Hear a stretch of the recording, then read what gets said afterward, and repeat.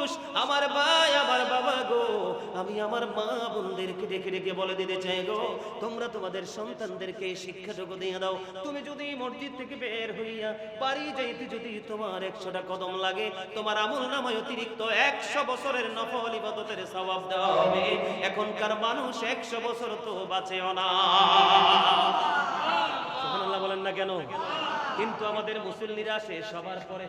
কথা কোন হাসান আমিসা ঠিক নেই? আপনি যখন এই জায়গাটার কাছে যান সবাই না, আবার যখন সালাম ফিরান মনে হয় যেন যুদ্ধ শুরু হয়েছে, কার আগে কে যাইবো। এসা কইছি নি? হ্যাঁ, চাকরির ধরাইন না কিন্তু, একদম ঠিক কথা কইছি। হ্যাঁ, ইমাম সাহেব সাক্ষী দিয়েছে। আমার দিকে তাকান, যেই ব্যক্তি সবার পরে জুম্মার দিনে মসজিদে আসবে, ওই ব্যক্তি এমন বেশি হতভাগা। ইমাম সাহেব শুধু খুতবাটা হাতে নিয়ে প্রস্তুতি নিয়েছে, মিম্বারে বসবে, খুতবা দিবে। এমন সময় যদি কোনো মুসল্লি আসে, আমার রাসূল জানিয়ে দিলেন ওই মুসল্লি এত বদকিসমতে হতভাগা, সে বন্ধু মসজিদে কদমটা দিল ঠিকই, মসজিদের দুই পাশে কিন্তু আল্লাহর পক্ষ থেকে ফেরেশতা আসে প্রত্যেক জুম্মার দিনই। এই প্রথম যিনি ঢুকি ওরা রোল নাম্বার 1, এমনি করে করে তার হাজিরা খাতায় তারা নোট করে। কিন্তু যেই মুসল্লিটা সবার আগে আসলো, এসে বন্ধু ইমাম সাহেব খুতবা দিতে রওনা হয়ে গেল, প্রস্তুতি নিয়ে নিল। আমার রাসূল জানিয়ে দিয়েছেন তোমরা এই হতভাগা উম্মত হয়ো না।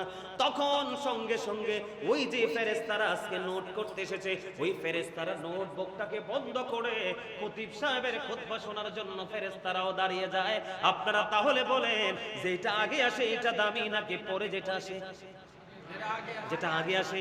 এই জন্য মুমিন প্রতিযোগিতা করতে হবে আল্লাহর গোলামীর। কখন শরীরে কি থাকতে, শক্তি থাকতে, তুমি শক্তি ফুরিয়ে যাওয়ার আগে তোমার শক্তি কাজে লাগাও। সম্পদ ফুরিয়ে যাওয়ার আগে আল্লাহ সন্তুষ্টি দিয়ে দান করো। অসুস্থ থাকতে তুমি অসুস্থ হয়ে যাওয়ার আগে তুমি সুস্থতাকে কাজে লাগাও। তুমি ব্যস্ত হয়ে যাওয়ার আগে তোমার অবসর সময়কে কাজে লাগাও। জীবন থাকতে মৃত্যুবরণ করার আগে তুমি তোমার জীবনকে কাজে লাগাও।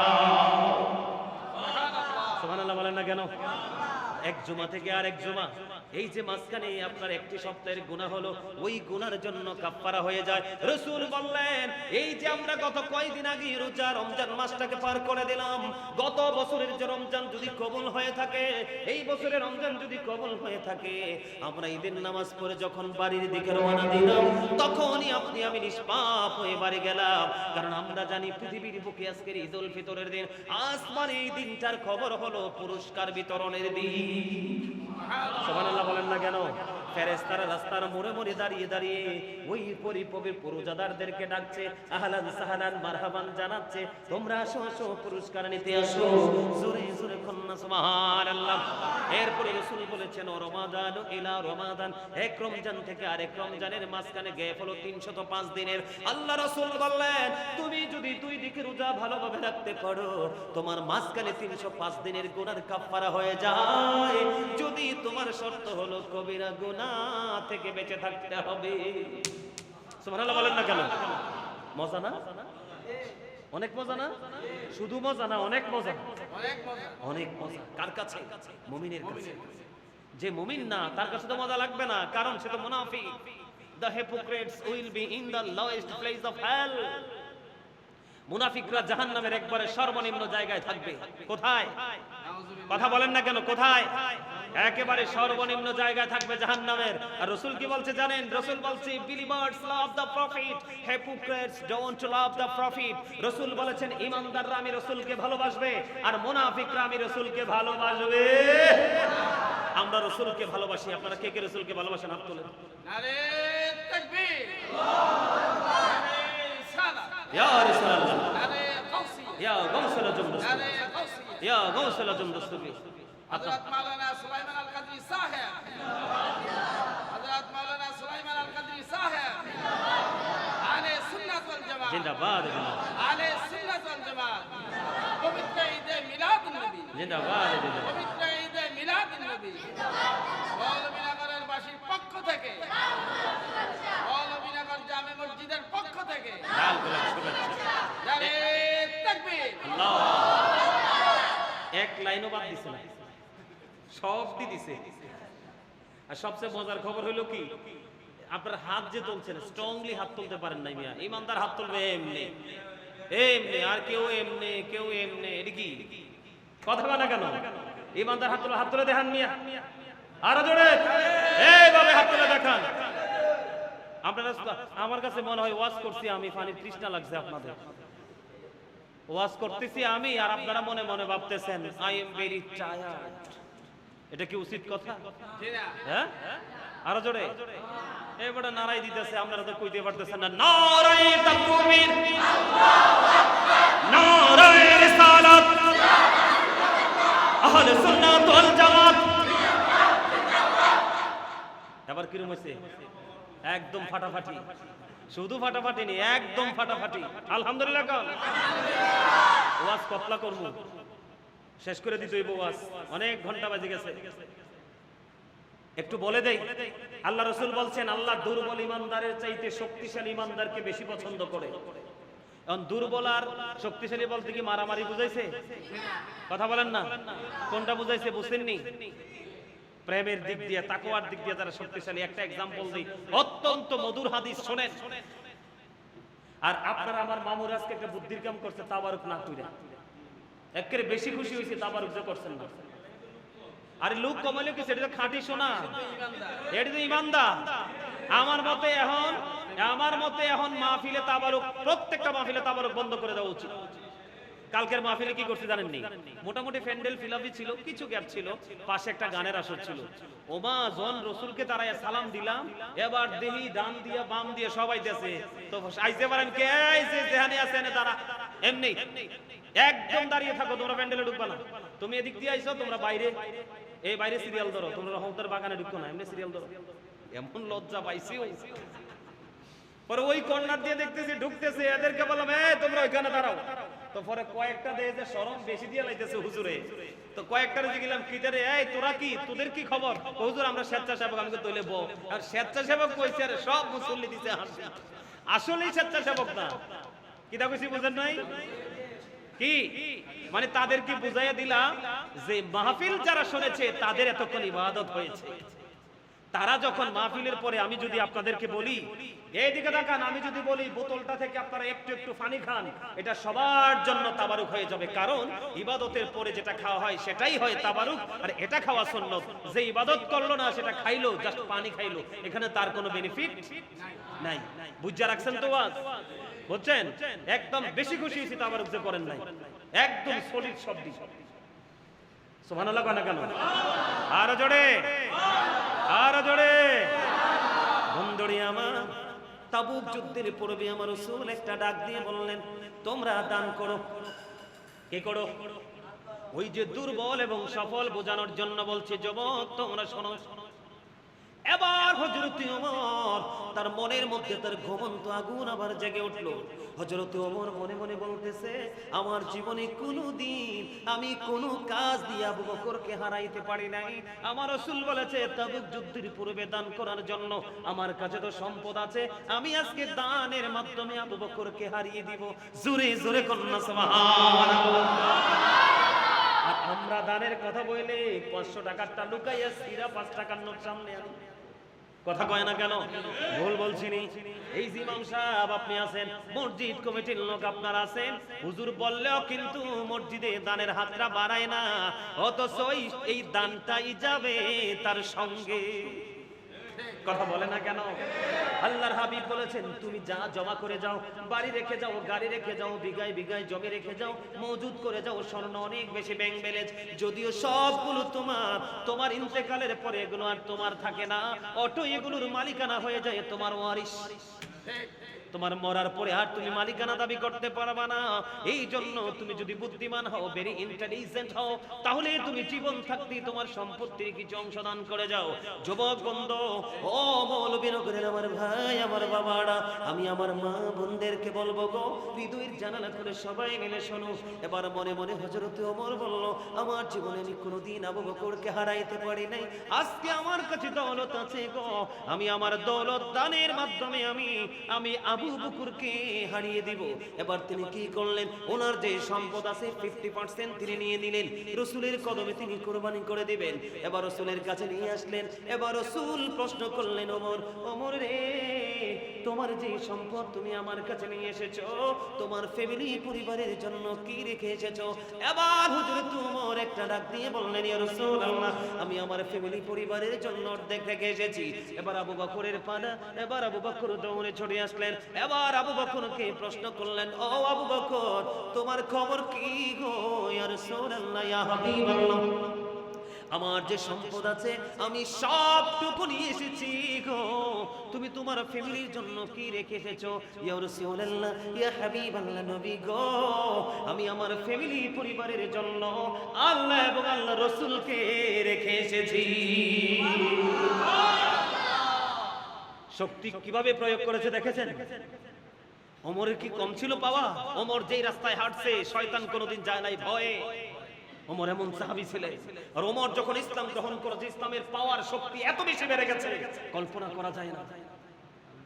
ওমরের জীবনে এত আমল ছিল, গণলে আকাশের তারার চাইতে বেশি হবে। তারপরেও কম্পিটিশন আবু বকরকে হারাবে, প্রেমের কম্পিটিশন। আমার নবীজি বললেন, আমার জীবনে আবু বকরের সম্পদ এত বেশি কাজে লাগলো, উপকারে লাগলো।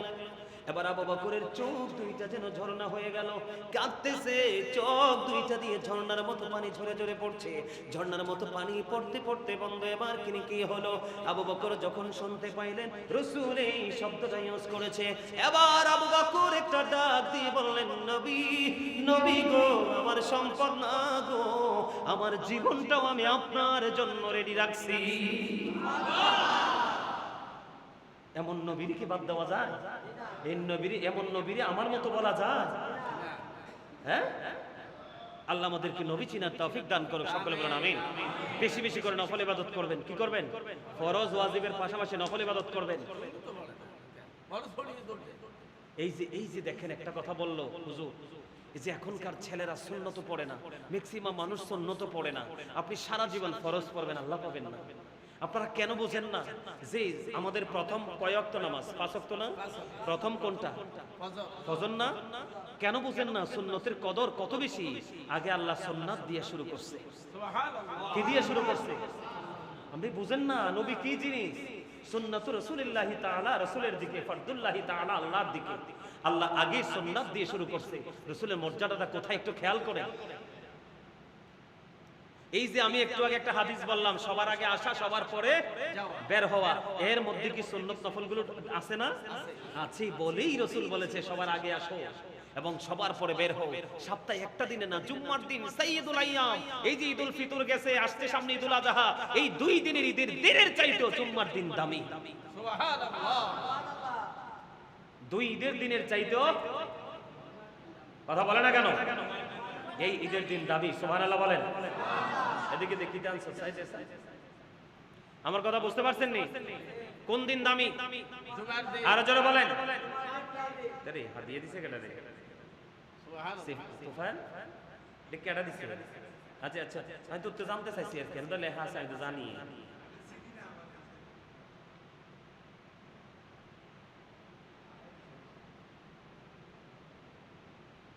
মরহুম বধু মাস্টার তার ছেলের জন্য দোয়া চেয়েছে, দুইজন, ঠিক না? জি, দুইজন মরহুম। আচ্ছা ঠিক আছে, সুবহানাল্লাহ, আলহামদুলিল্লাহ বলে। কথা কয় না কেন? হাদিয়া দিছে কারে? গাজী সুলাইমান রে দোয়ার জন্য। কার জন্য? কথা বলে না। হাদিয়া দিছে কারে? আমি আপনাদেরকে বোঝানোর জন্য বলছি যে দান যে কত ফজিলতপূর্ণ। টাকাটা, এই হাদিয়াটা কারে দিছে? আমারে না? কিন্তু এই হাদিয়াটা যাবে কার কাছে জানেন? এটার ফল কিন্তু চলে যাবে এই যে কি মরহুম বধু মাস্টার ও তার ছেলেদের জন্য যে দোয়া চাইছে, হাদিয়া কিন্তু তাদের কবরে চলে যাবে। আপনি মসজিদে টাকা দিয়েছেন কোথায়? মসজিদে ইট কিনছে, কি কিনছে? এখানে রয়ে গেছে, কিন্তু এটা রেজাল্ট যাবে কোথায়? কবরে। আপনি আজকে এই যে আমার মামারা আজকে মাহফিলের আয়োজন করেছে, আপনারা যারা উপস্থিত আছেন আলোচনা মাহফিলের আয়োজন করছেন না? কথা বলে না, করছেন কিনা? এই যে আমরা এখানে ওয়াজ করতেছি, কোরআন হাদিসের আলোচনা শুনতেছি, করতেছি, আপনার আমার কবরে, আপনার আমার আপন স্বজনের কবরে হাদিয়াটা কিভাবে যাবে জানেন? দুনিয়া এবং দুনিয়ার মধ্যে যা কিছু আছে, মানে এর চেয়ে বিশাল আকারে তাদের কবরে সে হাদিয়া চলে যাবে। সুবহানাল্লাহ বলেন না কেন? আরো জোরে বলেন। এগুলো আমাদেরকে মনে রাখতে হবে এবং এগুলো আমাদের সন্তানদেরকে শেখাতে হবে। হবে কি হবে না? এই যে হুজুর একটা দারুণ একটা পয়েন্ট তিনি ফাইন্ড আউট করেছেন, আমি একটু বলি। আপনার খেয়াল করেন কয় রাকাত নামাজ আপনারা গুনবেন। যোহরের ফরজের আগে 4 রাকাত সুন্নাত এবং ফরজের পরে 2 রাকাত সুন্নাত। কয় রাকাত হলো? 6 রাকাত। কয় রাকাত? মাগরিবের ফরজের পরে 2 রাকাত সুন্নাত। কয় রাকাত হলো? 8 রাকাত। এশারের নামাজে আপনার ফরজের পরে 2 রাকাত সুন্নাত। কত হলো? 10 রাকাত। কয় রাকাত? 10 রাকাত। ফজরের নামাজে ফরজের আগে 2 রাকাত। কত রাকাত? 12 রাকাত। নবীজি আসছে কবে? 12ই রবিউল আউয়াল। সুবহানাল্লাহ বলে না কেন? আরো জোরে। তোমরা যে সুন্নাতকে ছোট করে দেখো, সুন্নাতকে অবমূল্যায়ন করো। আল্লাহ রাসূল বলেছেন 5 ওয়াক্ত নামাজের মধ্যে 12 রাকাত সুন্নাত নামাজ আছে। যেই ব্যক্তি 12 রাকাত সুন্নাত নামাজ পড়বে আল্লাহ রাব্বুল আলামিন তার জন্য স্পেশাল ঘর জান্নাতে বরাদ্দ দিবে। জোরে জোরে বলেন সুবহানাল্লাহ। আর আমরা সেই সুন্নাত নামাজ ছেড়ে দেই। কি মুসল্লি রে, বাপ রে বাপ। ইসলামে কি কমার্শিয়াল কোন শব্দ আছে? ডিজিটালাইজ আছে? ইসলাম যেমন ছিল তেমন আছে এবং তেমনই থাকবে। এখানে কোনো পরিবর্তন হবে না। আপনি কি কমার্শিয়াল, আপনি কি জমিদার, আপনি ফরজ পরে চলে যান। বাপ রে বাপ। কার জন্য? দুনিয়ার গোলামের জন্য। সূরা আলে ইমরান 185 নম্বর আয়াতের শেষ অংশে আল্লাহ বলে দিয়েছেন অমাল হায়াতুদ দুনিয়া ইল্লা মাতাউল গুরুর। এই দুনিয়ার হায়াত, এই দুনিয়ার জিন্দেগি একটা ছলনাময় ভোগ, একটা ধোঁকা ছাড়া আর কিছুই না। আপনি কার জন্য দৌড়াচ্ছেন নামাজ ছেড়ে দিয়ে? আজকে মৌলভীনগরের মানুষ এত সুন্দর জান্নাতের বাগান, আমি তো দেখেই মুগ্ধ হয়ে গেছি। আপনাদের রুচির প্রশংসা করতে হয়। এত জান্নাতের বাগান ছেড়ে আপনারা কোথায় আছেন? এত দামি ঘুম। আল্লাহ যদি ঘুম চোখ থেকে কেড়ে নেয়, কারো বাপের ক্ষমতা আছে ঘুম দেওয়া? আপনি সারা বছর ঘুমাইয়া চোখের তৃষ্ণা মিটে না, মানে আপনার চোখ তো বেয়াদব। কথা বলেন না কেন? আমি বলবো যারা আল্লাহর গোলামের দিন চোখকে ঘুমের বাহারা দিয়ে বিছানায় নিয়ে যায়, আপনার চোখের মতো ক্যারেক্টারলেস চোখ আর কারো চোখ হতে পারে না। ঠিক কিনা বলেন? যেই হাত অন্যের সম্পত্তি ছিনিয়ে আনতে পছন্দ করে, এই হাতের মতো ক্যারেক্টারলেস হাত আর কারো হাত হতে পারে না।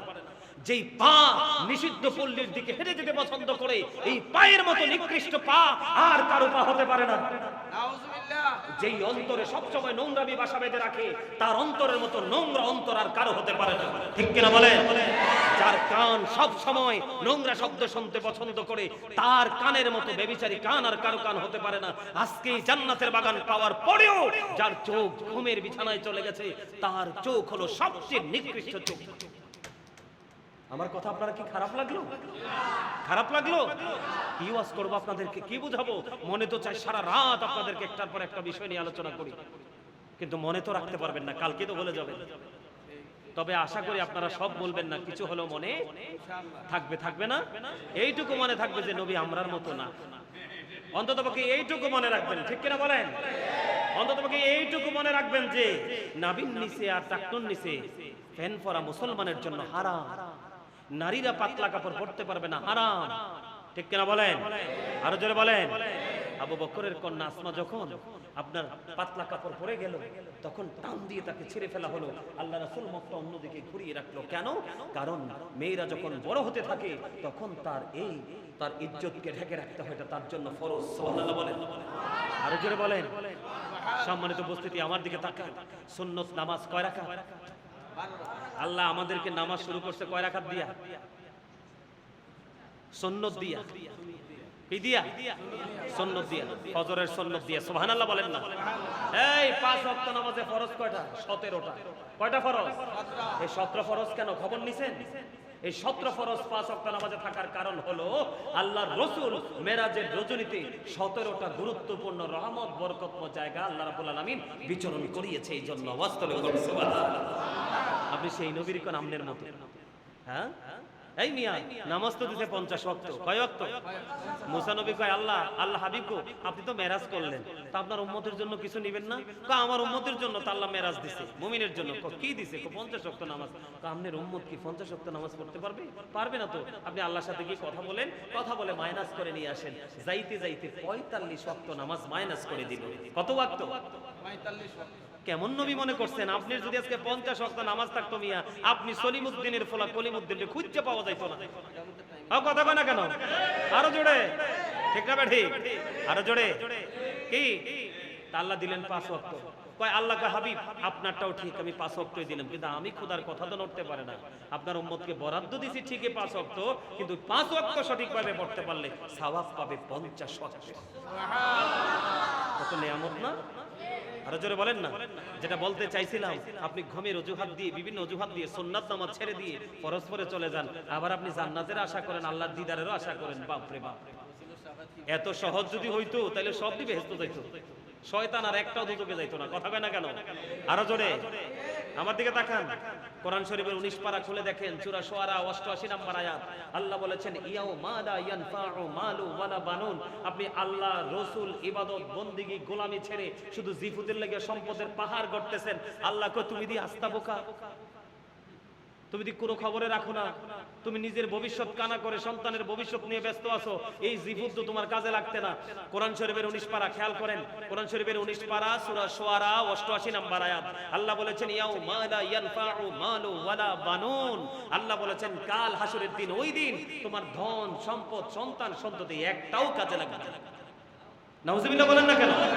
তবে হ্যাঁ, তুমি যদি সুস্থ হয়ে যেতে পারো তাহলে তোমার সব নিয়ামত, তোমার এই বাড়িও কাজে লাগবে, তোমার সন্তানও কাজে লাগবে, তোমার ধন সম্পদও কাজে লাগবে যদি তুমি সুস্থ। সুস্থ কারা? আজকে মৌলভীনগরের মানুষের জন্য সুস্থতা এবং অসুস্থতা, যুদ্ধে বিজয়ী এবং পরাজয়ী মানুষ চেনার উপায় হলো যারা এসেছে আর যারা আসেনি। কোনো কথা বলে না কেন? আপনি তো বিশেষ মুহূর্তেই তো আপনি মানুষ চিনতে পারবেন। আজকে মৌলভীনগর মানুষের জন্য ছিল আরেকটা ঈদের দিন, কারণ ওলামাই কেরামরা আসবে, আলোচনা করবে, তাদের কথা শুনে শুনে আমরা আমাদের লাইফ স্টাইলকে চেঞ্জ করব। আর কোন কবরের উপর দিয়ে বা কোন এলাকার উপর দিয়ে যদি হক্কানি কোন আশিক রাসূল হেঁটে যায়, আলেম হেঁটে যায়, আল্লাহ কথা দিয়েছে ওই কবর, এই এলাকার কবরবাসীর কবর আযাব মিনিমাম 40 দিন আল্লাহ বন্ধ করে দেয় আলেমের ইজ্জতে। সুবহানাল্লাহ কোন? কেন? ইন্নামা ইয়াখশাল্লাহা মিন ইবাদিহিল উলামা। আল্লাহ বলেছেন এই পৃথিবীর বুকে আমার যত বান্দা আছে এর মধ্যে আমি আল্লাহকে সত্যিকারের ভয় করে আলেমরা। এই কারণে আলেমদের কদমের ছোঁয়ায় কবরবাসীর কবর আযাব এমনিতেই মাফ। সুবহানাল্লাহ বলেন। আপনাদেরকে বলি, আপনাদেরকে খুশি করার জন্য বলি না, আপনারা আসলেই সত্যিকার অর্থে সৌভাগ্যবান, অত্যন্ত বুদ্ধিমান। আলহামদুলিল্লাহ বলেন। আল্লাহ আপনাদেরকে কবুল করে নিন। ছোট্ট একটা মেসেজ দিয়ে আলোচনা শেষ করে দিব, মিলাদ কে মনোজাত দিয়ে দিব। ছোট্ট একটা মেসেজ কি দিব? একেবারে ছোট্ট একটা মেসেজ। বন্ধুরে আমার, কাল হাসরের ময়দানটা হবে অত্যন্ত ভয়ঙ্কর। এই পৃথিবী দেখে সূর্যটা বন্ধ 9,13 লক্ষ মাইল দূরে। সূর্যের আলো পৃথিবীতে আসতে সময় লাগে মাত্র 8 মিনিট 20 সেকেন্ড। এটা যেহেতু দৃশ্য নূরের গতি, অদৃশ্য নূরের গতি বন্ধু আরো পাওয়ারফুল। এই দৃশ্য নূরের গতি প্রতি সেকেন্ডে 1,86,000 মাইল বেগে ছুটে আসে। অনেক দূরে সূর্য, 9,13 লক্ষ মাইল দূরে সূর্য। ও বন্ধু, এটা কিন্তু ওখানে আবরণ ভেদ করে পৃথিবীর মানুষের গায়ে লাগে। মানুষ কিন্তু এই তাপটা নিতে পারে না। ও বন্ধু, এই গরমটা সহ্য করতে পারে না। কাল হাসরের ময়দানে সূর্যটা বন্ধু ডিরেক্টলি সরাসরি মানুষের সোহাত উপরে থাকবে। পুরো শরীর ঘামে যাবে, দুর্গন্ধযুক্ত হয়ে যাবে। কেউ কেউ আবার দুর্গন্ধ ঘামের মধ্যে ডুবন্ত অবস্থায় থাকবে বন্ধু। কিন্তু দুঃখজনক হলেও সত্য, আল্লাহ বলেছেন লা ইয়ামুতু, মরতে পারবা না। ফিহা ওয়ালা ইয়াহইয়া, বাঁচতেও পারবা না। ওমা হুমান হাবি গায়বিন, ওখান থেকে পালাইতেও পারবা না, দৌড় দিতে পারবা না। কারণ ইন্না বাতশা রাব্বিকা লাশাদীদ, আল্লাহর ধরা খুব শক্ত, পাকড়াও বড় কঠিন। এই জন্য বন্ধু এই কথাটা একটুখানি মনে করিয়ে দিলাম। কাল হাসরের দিন আল্লাহ রাব্বুল আলামিনের পক্ষ থেকে একটা আওয়াজ আসবে, একটা খবর দেওয়া হবে, তোমরা কে রে পৃথিবীর বুকে রাতের মধ্যবর্তী রাতের নামাজ পড়েছো? তার মানে বন্ধু তাহাজ্জুদের নামাজ। আল্লাহর হাবিব জানিয়ে দিলেন অল্প কিছু মানুষ হাত উঠাবে, একেবারেই সীমিত পরিমাণ, অল্প কিছু মানুষ হাত তুলতে দেরি রে। আমার আল্লাহর পক্ষ থেকে আওয়াজ আসবে, ও ফেরেশতারা যাও যাও যাও। গোটা পৃথিবীর মানুষগুলো যখন ঘুমিয়েছিল, ওই পাগলগুলো আমি আল্লাহর সাথে প্রেমের ডুরি নিয়ে ব্যস্ত ছিল। ও ফেরেশতারা রে, আমার এই বান্দাগুলোর কোনো হিসাব নিকাশ নাই, বিনা হিসাবে জান্নাতে তাদেরকে নিয়ে যাও। আপনি ফরজ নিয়ে পড়ে আছেন, নফল পড়েন না, কি করেন না, কি খবর রাখেন? আর এই সুন্নতের কি মর্যাদা! এই 12 রাকাত সুন্নাত আছে 5 ওয়াক্তে। এই 12 রাকাত সুন্নাত নামাজ পড়তে পারলে জান্নাতে আপনার জন্য স্পেশাল ঘর। আরে ঘর তো দূরে, আমার জান্নাত সুনিশ্চিত। বলছে কে? রাসূল।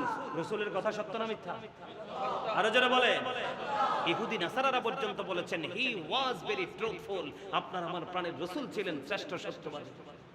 সুবহানাল্লাহ বলেন না। এইরকম আরো অনেক ওয়াজ পরে আছে, বাকি আছে, যদি আবার কখনো দেখা হয় আপনাদেরকে শোনাবো। তবে আমার কাছে গজলের আবদার, কয়েকটা গজল গাই আজকে মাহফিল শেষ করতে চাই। আপনারা গজল শুনবেন তো সবাই? আমি কিন্তু অনেক, আল্লাহ আমাকে দিয়ে অনেক গজল লেখাইছে, লিখতে পারি। আল্লাহ সেই ব্রেইনটা আল্লাহ রাব্বুল আলামিন মদিনাওয়ালার খাতিরে দিয়েছেন। এর মধ্যে আমার লেখা না, এটা নোয়াখাইল্লা ভাষার গজলটা তারা পছন্দ করছে, লাকসাইমা ভাষা, মানে সব বাঁকা শব্দ।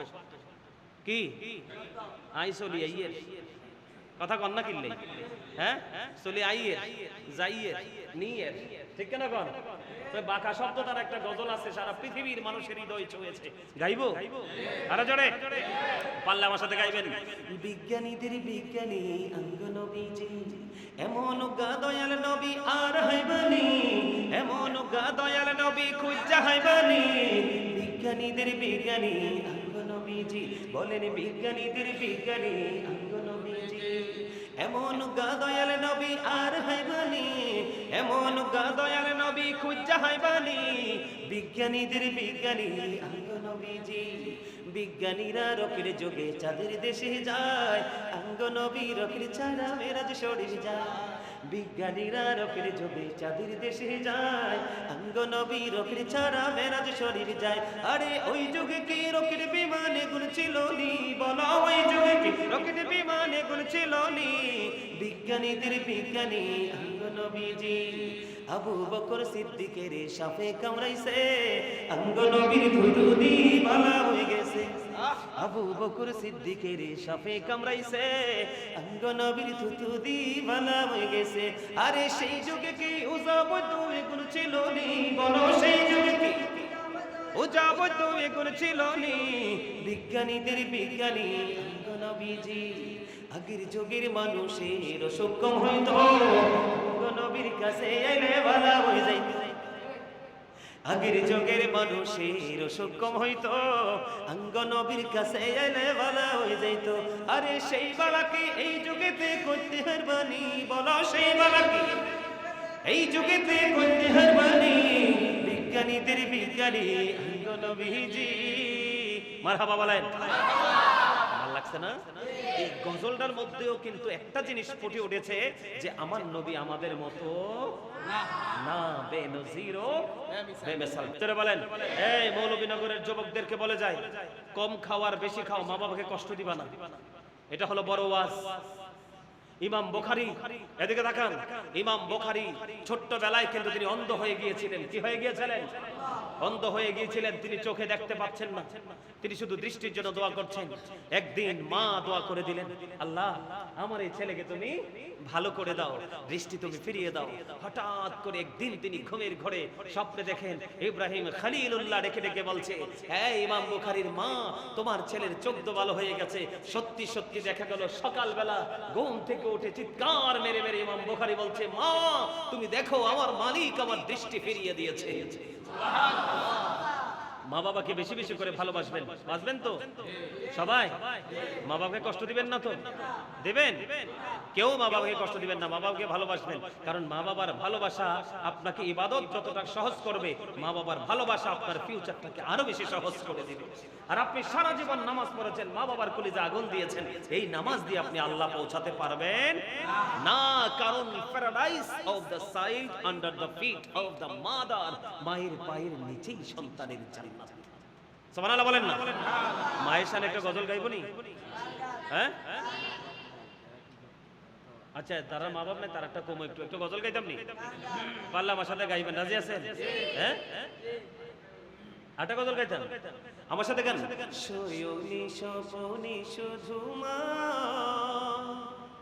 তোমার কথা মনে হয়, শয়নি স্বপনে শুধু মা তোমার কথা মনে হয়। কতদিন দেখি না তোমার, ভুলে কি গেছো আমায়, ভুলে কি গেছো আমায়। আদর সোহাগ মাগো আর কথা পাবো, কারা চলে আমি নিজেকে জড়াবো। আদর সোহাগ মাগো আর কথা পাবো, কার চলে আমি নিজেকে জড়াবো, কার কাছে ধরবো মিছে বাইনা, তোমার মতো কেহ নাই, শয়নে স্বপনে শুধু মা, তোমার কথা মনে হয়, আমার ভুবন জুড়ে শুধু দুঃখ জ্বালা, কে আর পরাবে আমায় সুখের সে মালা, আমার ভুবন জুড়ে শুধু দুঃখ জ্বালা, কে আর পরাবে আমায় সুখের সে মালা, কপলে কে দেবে আর কাজলে রুটি, তুমি জেনে ধরায়, শয়নে স্বপনে শুধু মা, তোমার কথা মনে হয়। মারহাবা বলে। যাদের মা বাবা নাই 5 ওয়াক্ত নামাজ পড়বেন, মা বাবার জন্য কিছু দান সদকা করাবেন, এতিমদেরকে কিছু খাওয়াবেন, এইরকম বছরে মাহফিলের আয়োজন করবেন। এই মাহফিলের আয়োজন করার পরে এমন কিছু পাগল মাহফিলে ছুটে আসবে, শুধু তারা শোনার জন্য প্রস্তুতি নিয়ে আসবে, শুনবে, সারা জীবন তারা আমল করবে, আর এই আমল থেকে পার্সেন্টেজ আকারে আপনার এবং আপনার বাবা মার আমল নামায় সওয়াব ঢুকতেই থাকবে। আর বিশেষ করে প্রত্যেকটা জুম্মার দিনে জুম্মার নামাজ শেষে মা বাবার কবর জিয়ারত করতে যাবেন। সবচেয়ে বেশি খুশি হবে মা বাবার কবরের পাশে গিয়ে যখন দোয়া করবেন। এখন কিন্তু আমাদের দেশে অনেক মোল্লা বের হইছে, আগামী দিনে আরো বেরো ফতোয়া দিবে, বেদাত, এগুলো শুনবেন, এগুলো ভুল, এগুলো একবারে ধোঁকা, এরার কথা শুনলেই দুনিয়া ধ্বংস। ঠিক কিনা বলেন? আরো জোরে বলেন। এদের কথা শুনলেই কি ধ্বংস? আমরা তাদের কথা মানবো? কথা বলেন না। মনে রাখবেন তাদের কথা কি হবে? মধুর চেয়ে মিষ্টি। কিন্তু তারা সত্যিকার অর্থে ইসলাম প্রেমিক হবে না। কথা বলেন ঠিক না? ঠিক। আরো জোরে বলেন। 12টা বেজে গেছে, দোয়া কবুলের সময় হয়ে গেছে, আর আলোচনা করি না, এখন মিলাদ কিয়াম শেষ করে দেব। ঠিক কিনা বলেন? আরো জোরে। দুলাভাই কিছু বলবে? মুরব্বী আইতে আছে কি জানি কইব।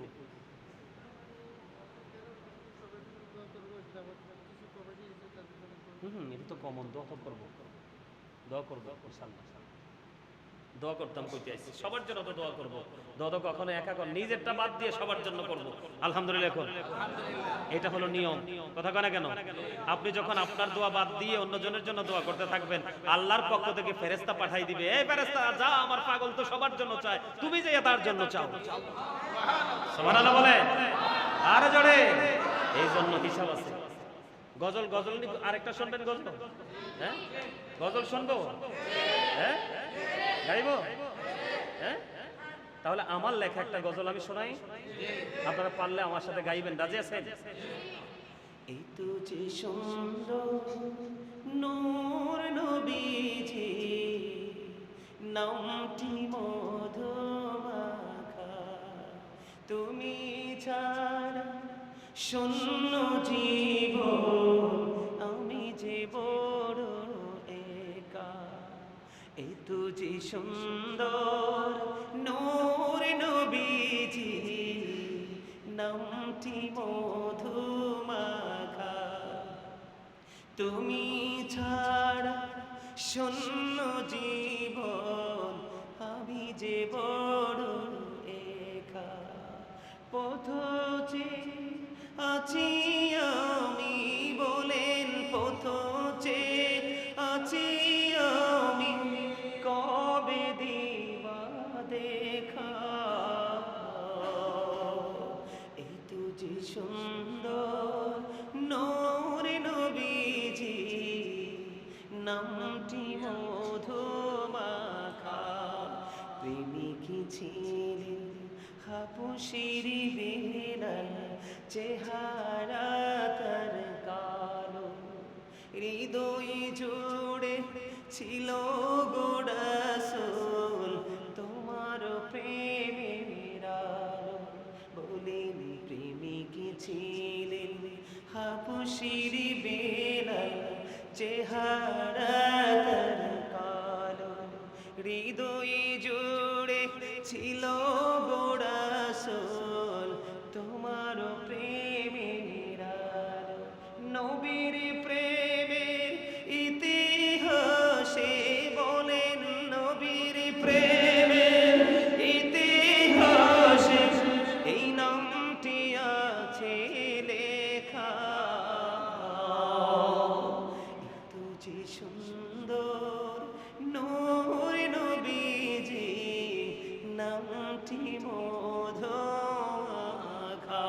মারহাবা বলেন না। পুরোটা গাওয়া এটা আমার লেখা, আমার সুর। আমি রাত্র প্রায় 2:30 থেকে 3টা বাজে গজলটা লিখেছিলাম। লিখতে লিখতে চেয়ে দেখি আমার 2 চোখ পানিতে ভরে গেছে। কেন জানেন? মুসা নবীর সাথে যিনি বন্ধু হয়ে জান্নাতে যাবে ওই লোকটাও ছিল সবচেয়ে বেশি কালো। সুবহানাল্লাহ কন্যা কিনলে পৃথিবীতে যত ভালো মনের মানুষ খুঁজে পাবেন কালো মানুষ এবং শ্যামলা মানুষ। হযরতে হাবশীর বেলালও ছিলেন কালো। এই বেলাল এখনো পৃথিবীতে সশরীরে জিন্দা। রাসূল মেরাজে গিয়ে জান্নাতের মধ্যে চেয়ে দেখলেন হাবশীর বেলালের কদমের ছাপ। আমার সুবহানাল্লাহ বলবেন না? বেলাল এখনো মরে নাই, এখনো সশরীরে পৃথিবীতে জিন্দা। কিন্তু নবীজি মেরাজে গিয়ে জান্নাতে গিয়ে দেখলেন হযরতে বেলালের কদমের ছাপ। কেমন প্রেমিক ছিলেন, এই জন্য বেলালের প্রেম নিয়ে গজলটা লিখছিলাম। এটা যদি নির্জনে অবসর সময় অনলাইন থেকে পুরোটা গাওয়া আছে শোনেন, চোখের পানি ধরে রাখতে পারবে না নবীর প্রেমিকা। আমি আরেকটা হাদিস বলছিলাম না একটু আগে, আবু বকর ওমর শক্তিশালী এবং দুর্বল বুঝাইতে যায় তাদেরকে নিয়ে রাসূল আপন করে আপন রওজায় শুয়ে আছে। জানেন তো এটা? মদিনায় যারা গেছেন দেখছেন রাসূলের পর যে রওজার পাশেই কিন্তু দুইজন আছে। সুবহানাল্লাহ বলেন না, সুবহানাল্লাহ বলেন না। এত প্রেম তাদের ছিল। আবু বকর এবং ওমরের প্রেম নিয়ে আরেকটা গজল লিখছি, আরেকটা শোনাবো? রাজি আছেন? আমার সাথে সুর দিবেন, আপনারা চুপ করে বসে থাকেন। আমি ছেড়ে দিলে আপনারা ধরবেন। গজল গাইলে দেখবেন না গাইতে না বলতে বলতে আপনাদের আমাদের মধ্যে জড়তা চলে আসছে। এই জড়তা দূর করতে হলে মুখকে বেশি কাজে লাগাতে হবে, ঠিক কিনা বলেন? আমার সাথে সাথে পড়েন। ওগো নবীজি কেমন করে বলো তোমায় দেখি, বলেন ওগো নবীজি কেমন করে বলো তোমায় দেখি, আছো তুমি ওই মদিনায়, আছো তুমি ওই মদিনায়, সঙ্গে নিয়ে 2 প্রেমিক সাথী, কেমন করে বলো তোমায় দেখি, বলেন ওগো নবীজি কেমন করে বলো তোমায় দেখি, দেখার আশা আমার মনে পুষে রেখেছি যতন করে, পাই যদি গো নবী তোমার দিদার, শীতল হবে মোর 2টি আঁখি, কেমন করে বলো তোমায় দেখি, বলেন ওগো নবীজি কেমন করে বলো তোমায় দেখি, দেখার আশা আমার মনে পুষে রেখেছে যতন করে, পাই যদি গো নবী তোমার দিদার, শীতল হবে মোর 2টি আঁখি, কেমন করে বলো তোমায় দেখি। মারহাবা কন্যা। আবু বকর ওমর আমার প্রাণের রাসূলকে দেখছে না? এইটাও কিন্তু অনেক লম্বা, অনলাইন থেকে শুনবেন, অনেক মজা পাবেন। আল্লাহ আমাদেরকে কবুল করেন। জোরে বলেন আমিন, আরো জোরে বলেন আমিন, আরো জোরে বলেন আমিন। আল্লাহ এই আশিকদেরকে পাগলদেরকে এসেছে খালি, তুমি কাউকে খালি দিও না। জোরে বলেন আমিন, একটু মহব্বতে বলেন আমিন। সম্মানিত উপস্থিতি, আলোচনা কি কি বিষয় নিয়ে করছি মনে আসেনি? কথা বলেন। প্রথমত কি নিয়া?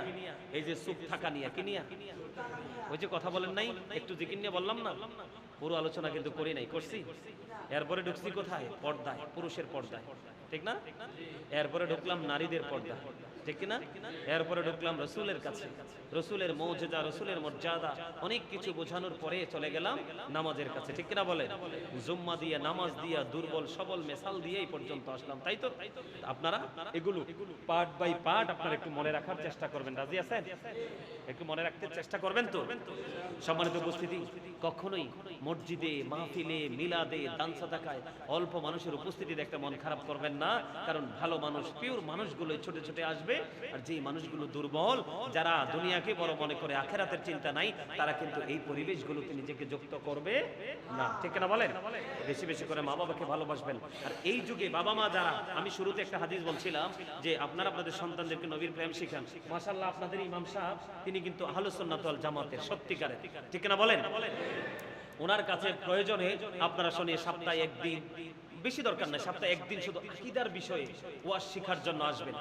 আর যদি বলে মনে প্রয়োজন মনে করেন যে হুজুরের পাশাপাশি আরেকজন রাখবেন, আপনারা আমাকে বলবেন। আর যদি বলেন যে না আপনি আসবেন, আমাকে কোনো তেল খরচ গাড়ি ভাড়া কিছু দিতে হবে না, কারণ এটা আমার অত্যন্ত আদরের, অত্যন্ত সম্মানী আমার বড় আপার শ্বশুর বাড়ি। কি আমি আমার কিন্তু আত্মীয় হিসাবে আমারও কিছু দায়িত্ব কর্তব্য আছে আপনাদেরকে এই বিষয়ে গান দেওয়া। যদি মনে করেন আকীদার বিষয়, কিন্তু কোনো আপোষ হবে না। আপনার কবরে যাওয়ার পরে কিন্তু প্রশ্নগুলো আকীদারই হবে। কিসের হবে? ওই আমল কিন্তু মিজানে গেলে, কিন্তু অনেক পরে মিজানে গেলে আপনার নেকের হিসাব হবে, কিন্তু কবরে যাওয়ার পরে যে প্রশ্নগুলো হবে এগুলো আকীদা যাদের শক্ত তারাই উত্তর দিবে, আর যারা শক্ত না তারা দিতে পারবে না। শোনেন, মুমিন যারা, নবীর মদিনা ওয়ালার পাগল যারা, সত্যিকারের আশেক যারা, তারা কবরে দেওয়ার পরে উত্তর দিবে। তাদের কবর হাদিস শরীফের মধ্যে আসছে দৈর্ঘ্যে এবং প্রস্থে 70 গুণ প্রশস্ত হয়ে যাবে, নূরের আলোয় আলোকিত হয়ে যাবে। তাদের জন্য জান্নাত থেকে খাবার বরাদ্দ দেওয়া হবে। এবং এই জান্নাতি মানুষগুলো কি করবে জানেন? ফেরেশতাদের সাথে তারা কথা বলা শুরু করবে কবরে রাখার পরপরই। সুবহানাল্লাহ বলেন না? কবরে রাখার পরপরই যেই ফেরেশতাগুলো আসবে তাদের স্কিনটা হবে কালো। কি? চোখগুলো হবে ব্লো, তাদের চোখগুলো ব্লো হবে, তাদের স্কিনটা কালো হবে। তখন তাদের সব নিয়ামত পাওয়ার পরে আবার ফেরেশতাদেরকে বলবে, ফেরেশতারা আমারে দুনিয়া একটু যাইতে সুযোগ দাও না। কেন? কয় আমার আপন স্বজন সব দিক আনতাছে আমার জন্য, আমি যে মরে গেছি এই জন্য, তারা তো জল্লা পুরা শেষ হয়ে যাইতেছে, আমার আরেকবার কিন্তু দুনিয়া যাইতে দাও না। তখন ফেরেশতারা অত্যন্ত মজা করে প্রেমবোধ ভাষায় বলবে, আরে না, তুমি দুনিয়ায় যাওয়ার কি দরকার? তুমি ওই পর্যন্ত নতুন বরের মতো ঘুমিয়ে থাকো, যেই পর্যন্ত না তোমার মালিক তোমাকে পুনরায় আবার না ডাকবে। আওয়াজ তোলে বলেন না সুবহানাল্লাহ। মুমিনের কবরটা এমন হবে, সুবহানাল্লাহ বলবেন না? আরো জোরে বলেন। কারণ মুমিনরা দুনিয়াতে আল্লাহকেই বন্ধু বানায়, আর কাউকে না। চলে দুনিয়ার সাথে। চলে কার সাথে? দুনিয়ার সাথে। দলিল আছে আল্লাহু ওয়ালিউল্লাযিনা আমানু। ঈমানদারদের বন্ধুকে স্বয়ং আল্লাহ। তারা দুনিয়াতে সবার সাথে চলে, কিন্তু মন থেকে বন্ধুকে কথা বলে না কেন? আল্লাহ। আর যারা আল্লাহ রাসূলের বন্ধু না, যারা আল্লাহ রসুলের সাথে প্রেম করতে পারে না, তারা কবরে যাওয়ার পরে তারা উত্তর দিতে পারবে না। তারা কি বলবে জানেননি? তারা না লা আদ্রি তো আছেই, কমন কথা। এটা বেঈমান কাফেররা এক বাক্যে বলে দিবে লা আদ্রি, লা আদ্রি, লা আদ্রি, তারা বলবে। কিন্তু মুনাফিকরা, যারা মুনাফিক, তারা কিন্তু ডাইরেক্টলি তারা লা আদ্রি বলবে না, তারা উত্তর দিতে চাইবে। কি করতে চাইবে? কিন্তু তারা তাদের মত উত্তর দিবে না, কারণ তাদের মত তো নাই। কি নাই? তাদের ব্যক্তিগত কোনো মত নেই। তারা কিন্তু অন্যের উপরে ডিপেন্ডেন্ট।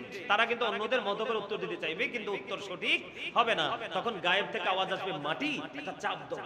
মাটি এমন ভাবে চাপ দিবে তার হাড়গুলো ভেঙে যাবে। এদিকে তাকান, একটা হাড় আর একটা হাড়ের মধ্যে এভাবে ঢুকে যাবে, চিৎকার করবে, হাহাকার করবে, কান্নাকাটি শুরু করে দিবে। কিন্তু সেদিন তার কোনো সাহায্য করে নাই। কেন? সূরা ইউনূসের 44 নম্বর আয়াত আল্লাহ বলেছেন, ইন্নাল্লাহা লা ইয়াজলিমুন নাসা শাইয়্যা ওয়ালাকিন্নান নাসা আনফুসাহুম ইয়াজলিমুন। আল্লাহ বলেছেন আল্লাহ বান্দার উপর জুলুম করে না, বান্দা নিজেই নিজের উপর জুলুম করে। আল্লাহ বলেছেন আল্লাহু লা ইউহিব্বুজ জালিমিন। যারা জালেম, অত্যাচারী, আল্লাহ বলেছেন তাদেরকে আল্লাহ রাব্বুল আলামিন পছন্দ করে না, ভালোবাসে না। তারা যখন বিপদে পড়ে যাবে, আল্লাহ বলেছেন ওমালিজ জালিমিনা মিন আনসার। তারা যখন বিপদে পড়ে যাবে তাদের জন্য আল্লাহ কোনো সাহায্যকারীও রাখে না। তাহলে বলেন তো কেমন বিপদ? কি হয়ে যাবে? কঠিন বিপদ। মাটি চাপবে, ভেঙে যাবে, হাড়গুলো একত্রিত হয়ে যাবে। মরতেও পারবে না, বাঁচতেও পারবে না, এখান থেকে পালাতেও পারবে না, কোনো সাহায্যকারীও পাবে না। এই ভয়ঙ্কর বিপদ থেকে বাঁচতে হলে মদিনাওয়ালার প্রেমের কোনো বিকল্প নেই। আর মদিনাওয়ালার কাছে যেতে হলে এই বর্তমান প্রজন্মে হক্কানি আলেম এবং আল্লাহর ওলিদের কোনো বিকল্প নেই। সম্মানিত উপস্থিতি, এতক্ষণ পর্যন্ত আমরা যে আলোচনা করেছি, আল্লাহ যেন আমাদেরকে সেই আলোচনার উপর ভিত্তি করে আমল করার তৌফিক দান করে, এবং যে এলেম এখনো অর্জন করতে পারিনি সেই এলেম অর্জন করার জন্য আল্লাহ রাব্বুল আলামিন আমাদেরকে সহজ রাস্তা খুঁজে বের করে দেয়। সেই প্রত্যাশা ব্যক্ত করে আজকের মতো আমার আলোচনা এখানেই সমাপ্ত করছি। আখিরি দাওয়ানা আনিল হামদুলিল্লাহি রাব্বিল আলামিন। কথায় কষ্ট পেয়ে থাকলে ক্ষমা করে দিবেন, আর ভালো লেগে থাকলে কথাগুলোর উপর ভিত্তি করে আমল করার চেষ্টা করবেন। আল্লাহ আমাদের সবাইকে আল্লাহর প্রিয় বান্দাদের অন্তর্ভুক্ত করে দিক। সকলে বলেন আমিন।